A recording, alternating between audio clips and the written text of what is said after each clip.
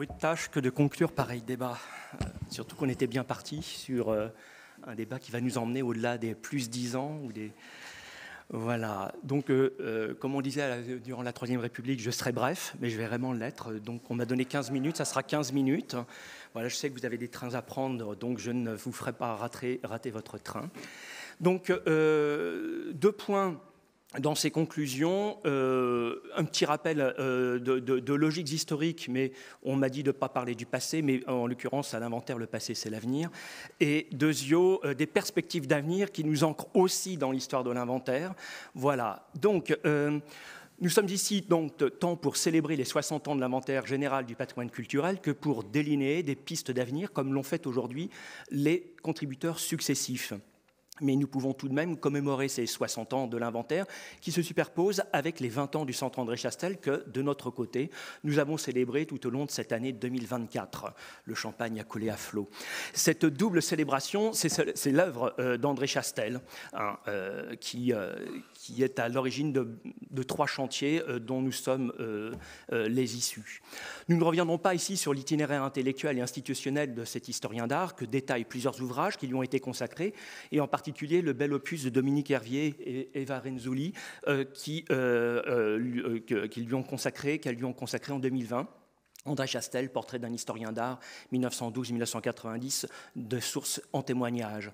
Et sur le site du Centre André Chastel, l'on trouve une notice sur la vie et l'œuvre intellectuelle et institutionnelle de l'homme, donc signée Hervé Brunon, Françoise Levaillant, Françoise Boudon, Catherine Limousin, Geneviève Marion, Claude Mignot ou Monique Mosser. J'en cite un paragraphe et vous allez voir que je vais parler d'avenir, si tant est que mon écran... Voilà. Associé, voilà les intentions de Chastel. Associé dans un élan commun, enseignement et recherche. Je vais y venir.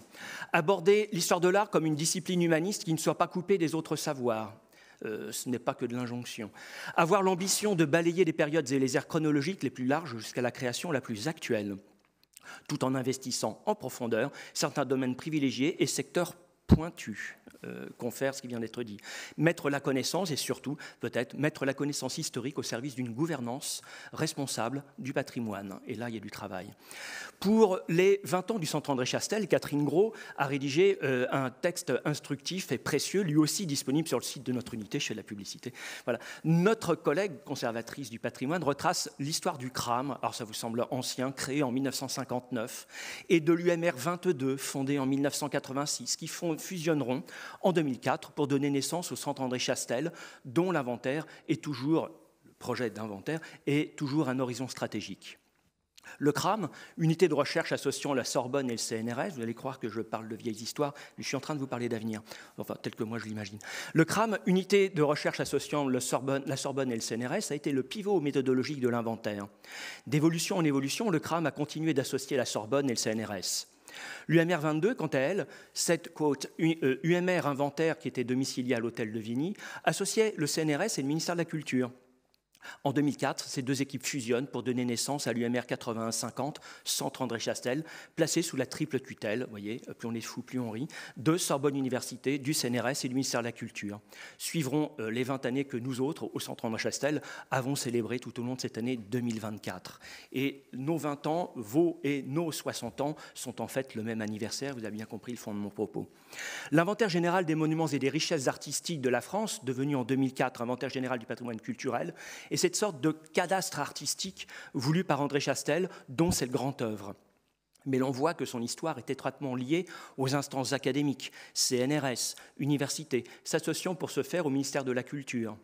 Protégé par André Malraux, l'inventaire a effectivement été placé sous la tutelle du ministère de la Culture, mais l'idée d'un rattachement au CNRS a longtemps perduré. L'idée d'un inventaire arrimé, ou réarrimé, vous me voyez venir, au CNRS et aux universités n'est donc pas une idée nouvelle. Voilà pour la genèse de l'inventaire qui, donc je vous l'avais dit, nous parle d'avenir. Cernons-en quelques perspectives d'avenir. Depuis sa création, l'inventaire a renouvelé en profondeur les corpus et les méthodes de l'histoire de l'architecture, des jardins et des objets mobiliers, telle qu'elle est maintenant enseignée et pratiquée dans les universités. L'inventaire a fait connaître auprès de nos concitoyens des chefs-d'œuvre autant que d'intéressantes banalités. L'idée de citoyenneté se construit, s'élargit et se renouvelle par la reconnaissance et la connaissance de son présent, un présent qui s'inscrit depuis des siècles dans le bâti et dans tous les artefacts, inscrits dans leur territoire. L'inventaire est au cœur de cette idée.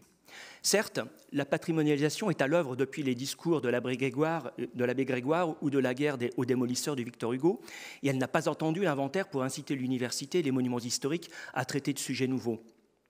Mais l'inventaire, se mettant en situation de traiter d'objets qu'il n'a pas toujours présupposés, se contraint lui-même à inventer des méthodes nouvelles, construisant une histoire territorialisée du banal et du moins banal. Et Philippe Hérault me glissait cette phrase lors d'un séminaire avec mes étudiants la semaine dernière, « Le patrimoine, c'est le territoire plus ses usages ».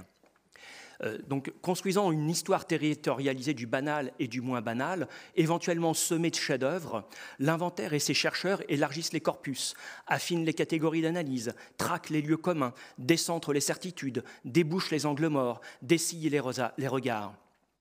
Ce soir, je joue le chien dans un jeu de quilles, puisque évidemment je ne suis pas de la maison, mais comme j'aurais été pendant 17 ans, non 14 ans, 2007, 17 ans, membre du Conseil national de l'inventaire depuis sa création. Je rends mon tablier dans 3 semaines. Et je me focaliserai sur 3 perspectives d'avenir, parmi d'autres que je tairai les autres, faute de temps. La place que prend la photographie à l'inventaire, on en a parlé, c'était vraiment passionnant. Merci à vous, Stéphane, Philippe et tous les autres. C'est la première perspective d'avenir que je retiens et est à cet égard symptomatique. Le photographe met dans le cadre des objets et des espaces choisis par le chercheur, mais soit que le photographe est facétieux, soit qu'il est désobéissant ou plus simplement intelligent, il met dans le cadre des choses et des échelles que le chercheur n'avait pas nécessairement choisi de regarder. L'invisible devient regardable. L'inconnu nous oblige à le connaître. Pourtant, il y a comme une tautologie dans la titulature actuelle de l'inventaire du patrimoine culturel. Celui-ci a pour mission d'inventorier du patrimoine, mais personne ne peut préjuger qu'il y ait patrimoine au moment de lancer un inventaire quelconque. L'inventaire pourrait tout aussi bien ne rien trouver. Or, c'est là que la tautologie devient alchimie. Le chercheur de l'inventaire, même s'il ne voit rien, est obligé de voir quelque chose. Certes, il est payé à cela, et par conséquent, il trouve.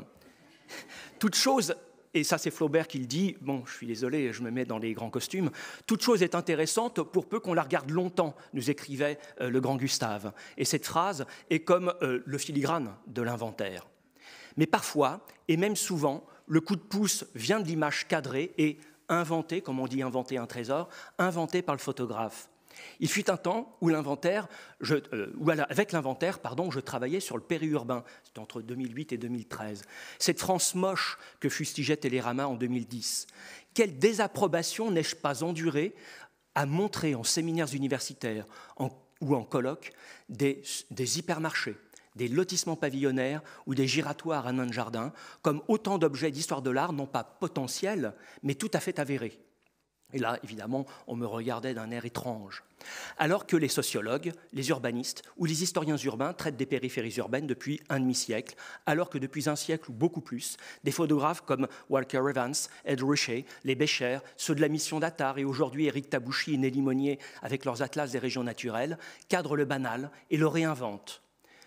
Les historiens d'architecture attendent-ils l'image, l'artialisation in visu, dirait Alain Roger, pour se permettre de penser ?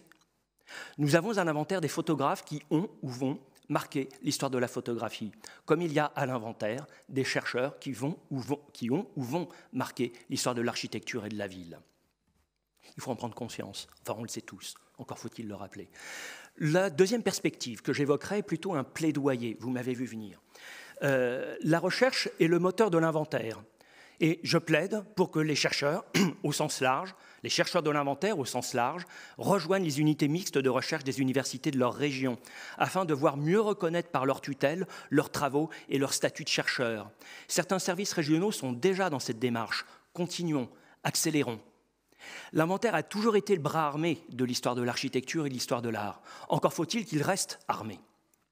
Sans nostalgie pour le CRAM ou l'UMR 22, je reste persuadé que si les chercheurs de l'inventaire apparaissaient mieux sur l'échiquier académique international, ils seraient mieux respectés par leur tutelle régionale comme un gros et très important gisement d'intelligence.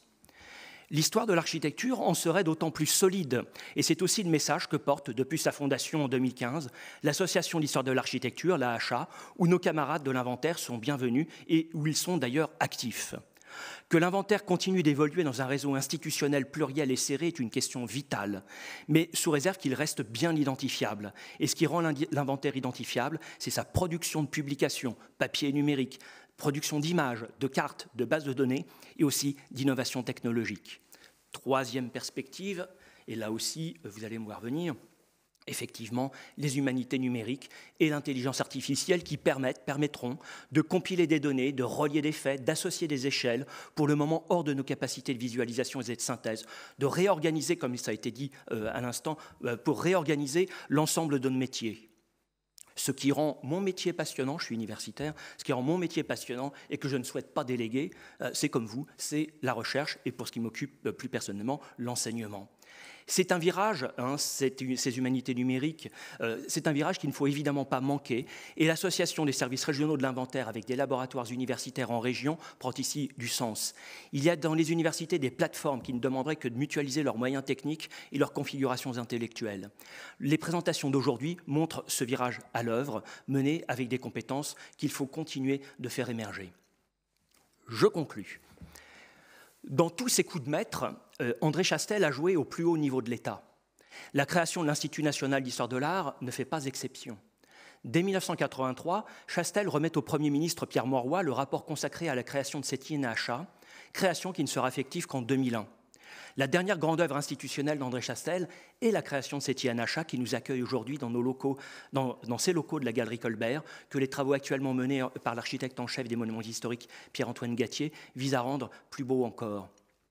L'inventaire a tout à gagner à se rendre toujours plus visible, là encore, dans les programmes de l'INHA, et par conséquent, de toujours mieux apparaître sur la carte des savoirs universitaires internationaux. Un grand merci pour son accueil à l'INHA, qui est lui aussi fils d'André Chastel, comme l'est le Centre André Chastel, et comme l'est Primus Inter Pares, l'inventaire général du patrimoine culturel. J'ai pas fini. Les temps sont incertains, pour la recherche comme pour la culture, pour l'histoire de l'architecture et du patrimoine en particulier, comme pour le recensement, l'étude et la mise à connaissance des éléments du patrimoine culturel, historique ou scientifique qui font la triple mission de l'inventaire. Nous sommes dans des temps où il faut nous battre pour défendre l'aspiration à la connaissance et à la culture comme instrument de citoyenneté et de mieux vivre. L'inventaire a cette force et cette constance que de parler des territoires, de ce qui s'y est bâti et fabriqué sur le temps long. L'historien des villes Marcel Poët nous a enseigné que dès qu'il est tracé et bâti, le plan d'une ville existe pour toujours. Le cadastre artistique voulu par André Chastel a par conséquent des beaux jours devant lui. Donnons-nous rendez-vous dans 60 ans afin d'en juger. Voilà.